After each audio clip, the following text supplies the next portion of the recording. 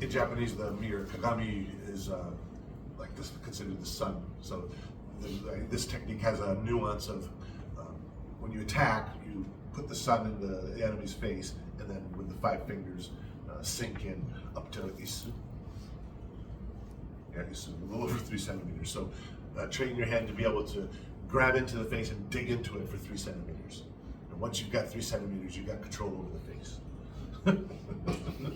You got Yeah, especially like, if you have fingers like Takamatsu Sensei, where you go in and just rip their skin off. It'd be gross. Imagine that. Oh, jeez. Get into a fight and you go home with no lips. Takamatsu did it. Okay, the next is the 2-finger strike. The index and the middle finger are used in this occasion, so that's why I can't do it on my right hand. I busted my hand and I can't bring my pinky finger over, so this one we're talking about is this. 2-handed one. If I form it ahead of time, I can do it. So striking like this. Now, I have a personal experience with this one. I have a best friend that I grew up with who trained Bujinkan, came to live in Japan as well. He stayed for a couple years. The one I was telling you about that became a Brazilian Jiu-Jitsu fighter. But anyways, when we were still in high school together, he had bought a iron palm bag. It's like a bag with iron shot in it, and you condition your hands. Well, his favorite one was this. Bang, bang, bang, bang, bang. So he had them conditioned really well. One day we were at a basketball game, and I can't remember why, but there was a stupid thing that us as the crowd were doing where everybody's putting a paper bag on their heads.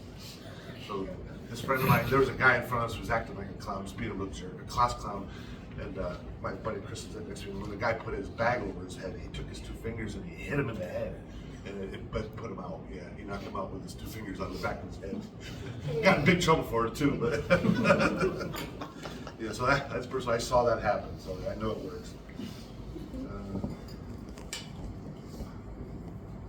Hoisting with the 3 fingers over the 6. Okay, then the next one is this.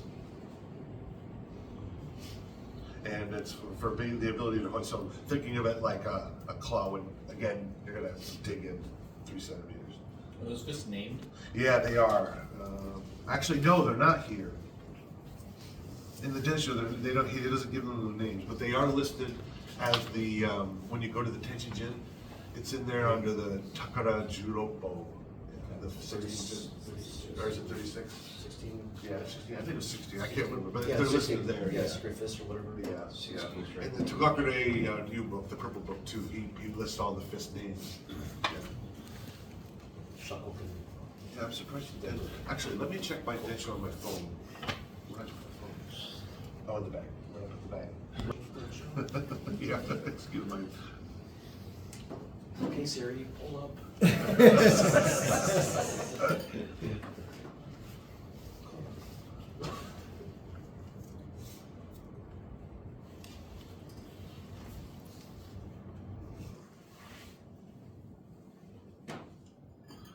So the names that are given to all those fists might be a Togakure Ryu thing.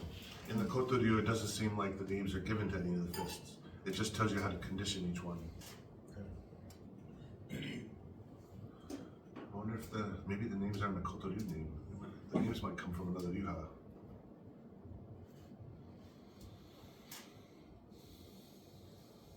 Interesting.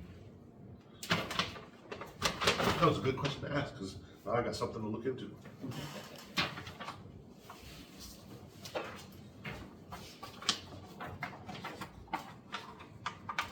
Okay, so we did the 3-finger one. Next is when using the shuto, have all of the 5 fingers extended. In the case of a fist, it is often taught that the thumb should be tucked inside the fingers, but it is far more effective to keep the thumb on the outside. Okay, so when doing the shuto, the keeping the thumb on the outside of the hand, not inside the hand, is saying is more effective. I've never seen a Japanese style that teaches it with the thumb in, actually, but I have seen a Japanese martial art teach to punch like this. Yeah. Yeah. Is that, how is that even, is that like a trap or something? I wonder. I I try asked- to trick you. I asked the guys, You it's a did? kosher Rufus.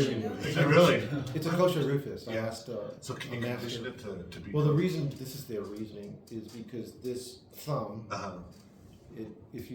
there's supposedly if you make that fist, it naturally aligns so that it's a more natural fist, instead of trying to force it to be at this angle. You know, supposedly when you're a baby in a mother's womb, your fingers are like that. This is this is like a comforting thing, but to hit, Yeah, it seems like I know, it seems like you snap your thumb. Yeah. Oh, yeah. Well, they don't strike hard areas with Oh. this kind of a fist, from what I understand. They strike, you know, the soft areas. The hardest would be underneath the cheekbone, which it has to be at. If you want it to fit, the fist would have to be at an angle to fit into to get a spot. the cheekbone. Oh. So they strike hard surfaces with soft and Right. soft surfaces with hard. Huh. But they do have that fist, and they also have this. So they have a, Yeah, I've seen it in a few different styles over there. Is it like Yagyu, Shin-Yagyu? They do it too, yeah. yeah. Yeah, I've seen them where they're doing this and they've got their thumb in their hand. Yeah. I just thought that like. I think it's unusual, but Yeah, I think they it do Issues it. with this hand, I didn't know that was a part of their. But I've been hit with that fist, and he knocked me down. Yeah. And I was holding, So I was yeah, holding, yeah. I was holding a telephone. Yeah, But it's like, but I guess. I was holding a telephone. But, yeah. I noticed that Hatsumi says he always hides his thumb when he's getting his picture taken. If it's a formal picture, every time he gets a formal picture, he buries both thumbs in his hand. He does a lot of. And he won't answer why. There's been people that ask, but it's funny because people like Richard Van Donk and there's a lot of others who will copy it and they're doing it without knowing why since he even does it. Shy thumb. Yeah, and it's, I've seen it used as like a neo kind of that. Okay. Like putting the thumb in, you're actually curling the fingers around the thumb, so you're supporting these fingers, and then these two fingers are striking, depending on the style. But yeah, they're not doing it quite like Right. we would do a bunch. You're curling these to support your fingers around the thumb itself. And it's really fairly hard to fit. yeah. Instead of like in this direction, you're curling your fingers around the thumb. Like that, And you're then striking you've got support. You're striking these two. You're striking with those two knuckles, yeah. Uh-huh. So you can strike forward or like Yeah, knee kind of yeah. that, but it's supported because you're pressing your fingers in this way Okay. against the thumb. Yeah, hitting But stuff it's, yeah, you're not. You're not going letting this that- direction, yeah. You're not gonna put the joint in, Right. but you're putting the, just the tip here. It's like this. I've seen it in other styles, and there's an explanation, as well as the bone line. Well, and then wouldn't just conditioning come into play? I would Because imagine, you yes. hit anything, even with this fist, without Yeah. good conditioning, It's you can gonna damage break. your hand. Let Yeah, alone, It sounds like we're going down a rabbit hole of Yeah. how other people do the art. Come on. This is, Sorry. Kotaru, I know, so I'm kind of more interested in how we do it. Yeah, exactly. Yeah. Oh, one thing that some people don't might, I'm sure a lot of you already know this, but for the beginners in this art, both the Gyokoryu and the Kotoryu, when you do your shuto, your hand is not open like that. Okay? It's a closed hand, and at the very last moment, it opens up to a 45, and this thumb is on that point. So our strike should be a half open hand, and the thumb should be outside. And so when you hit, it's closed and it's open at impact, and then the opposite is true. If your hand is open, it should close just before impact. It's one of the reasons for the open and close of the Gyokuryu Kamae. Same thing with motions. If you're going back and this hand is closed, this hand is usually open, and it reverses the same. That's a very Gyokuryu thing, but it carries over into the Koto. Okay, that was Shuto, number 7. When striking to the face, aim for about 1 cm above the eyelashes. So that's about a centimeter. 1 centimeter above the eyelashes. When striking to the face, so that would be here. I guess it's they split their eyebrow open and it bleeds a lot. The red comes down in your eyes and you can't see. Boxing matches get stopped for that all the time. So I think that comment is referring to back to the all of the fists above. You would strike when you strike into the head. Look for that spot above the eyebrow. When striking to the face, oh no, sorry, this one. When shin of the leg, tips of the toes. Despite wearing armor, the shin is mainly for kicking into Gedan. For the opportunity to hit Gedan, Asagasumi, Sai, Kaku, and Yaku, the tips of the toes can be used. Okay, so when you're kicking to the Gedan, which means anywhere inside of here, inside of, from the inside of the knee, all through the crotch, through the other inside of the knee, this whole area is called Gedan. So when you're kicking into the Gedan, he's saying it's best to use the instep and the shin of your leg. It just naturally works as a weapon there. But when you're looking for points like Asagasumi, to the inner spot of the side of the specific Kyusho, outside the kaku and yaku, you can use the tips of the toes. So you don't see it much in the Bujikan anymore since like the 70s, but Tanamura carried it over into the Gembukan quite a bit. In the beginning of each session, they would go over to the wall and they would they'd sit there and bang their toes into the wall straight on and do that. They could do like, I don't know, I think it's like 100, I'm not sure how many they do, but they stand there and bang the wall with their toes for a while. Then they switch and go over to the other side and they do it. They do that with a lot of different things. They'll sit there and they'll do knuckle push-ups. But that all comes from the Kotoryu. The top of the foot can be used to hit vital points like Kyuketsu and Sugetsu and the face. That's the, I think the foot was mistranslated. Yeah, it's the ball of the foot. So when kicking, in the Bujinkan, the most basic kick that you see all the time, the most common one, is the Soku Yakugiri, which is you're stomping with the heel of the flat of the foot as if you're stomping through a door, trying to kick a door through. Then you've got Soku Yaku, or sorry, that's Soku Yaku. Soku Gyaku is when you pull the toes back, and just like kind of you kick with the ball of the foot. This is what's hitting. Okay. And then the other thing we're talking about is conditioning your toes so that you can kick them straight on. Some points can be kicked like that. The edge of the side of the foot, sokuto, is, again, you'd sit there and bang it into the side of the wall and condition it. But you don't really need to condition that one too much. You can kick really hard with the sokuto, not really. You don't see it too much at the high levels, but everything below the belt, you would commonly see toe kicks, sokuto kicks with the kotoryu. A lot of cross-legging kicks where the in the kotoryu, this is called naisai ashiuchi giri. A lot of people think it looks kind of like a taekwondo kick or something like that, but what it is when he punches and you do the cross step, you're winding this leg up so that you can use the top of the foot to kick into here, and it's extremely painful getting kicked into that spot. Well, especially knowing you can be sore. Yeah. So that kind of rotational kick does exist. You don't see it very often, but it's part of the kotoryu.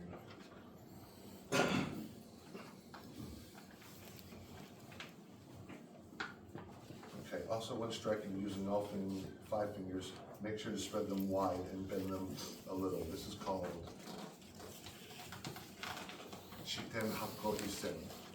When practicing against a straw dummy made of straw, kicking in with the foot, the koppo of the fingertips, using the so koppo is often used as a nickname for striking with the fingertips as well. So koppo jutsu can also mean the fact that you're using your fingertips to attack weak points of the body. When practicing against a straw dummy made of straw, kicking in with kick the face with the foot, use the koppo of the fingertips and the like. And according to those skills, that practice should be hard. It should have shape and form, and it is important to grasp straightforward practice without rushing. So that one there, I had difficulty trying to put it in English, but what he's saying is that if I'm conditioning my fingertips and I'm hitting something like this, don't start off trying to hit it really hard. It's just gonna ruin your own progress. So rather than your progress looking like big leaps like this, eventually those leaps will get smaller and you'll quit. So you need consistency and repetition. So to just sit there and lightly do it, because eventually they go numb. Even when you're doing it lightly, if you keep banging them, they'll go numb. And then when it gets to that numb point, you're supposed to stop. And then again, continue to do a different fist. You go through all the different fists, but you only condition them until they go numb. Tuck wants to say when he would get to the point where rocks got stuck between his fingernails and his skin would bleed and things like that. That's what caused. A lot of people think his fingers look so vicious because of the physical conditioning that he did to his hands. It's actually not true. When he was doing that conditioning, he was throwing his hands into buckets of sand and rocks and things like that. There's a disease you get from germs that is in the earth, and it gets between your fingernails and your skin. And when that happens, your fingers get real big. That's why he looks so knotty. But it was due to the condition, but it wasn't because he was doing it extremely hard. So what Hatsumi Sensei has added to all this was that in modern times, don't use the buckets of sand, don't use the rocks. Just get yourself an iron palm bag or a modern mucky water. There's lots of modern equipment that you can use to condition your hands. Yeah, don't try to go and use rocks or earth or even trees. Those same germs are in the bark. So I've seen dimensions where Hatsumi says like, don't do what Takwan Sensei do with stripping the bark off of trees. He puts it in the video for the Shinen Furu and stuff, but that's for historical context. we're not supposed to be out there doing that. It'll make you real sick.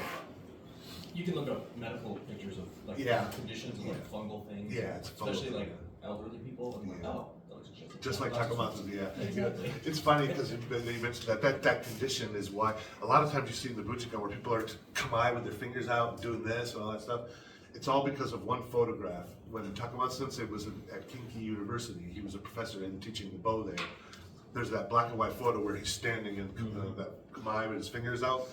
The reason why his finger is sticking out is because he couldn't bend his finger that day.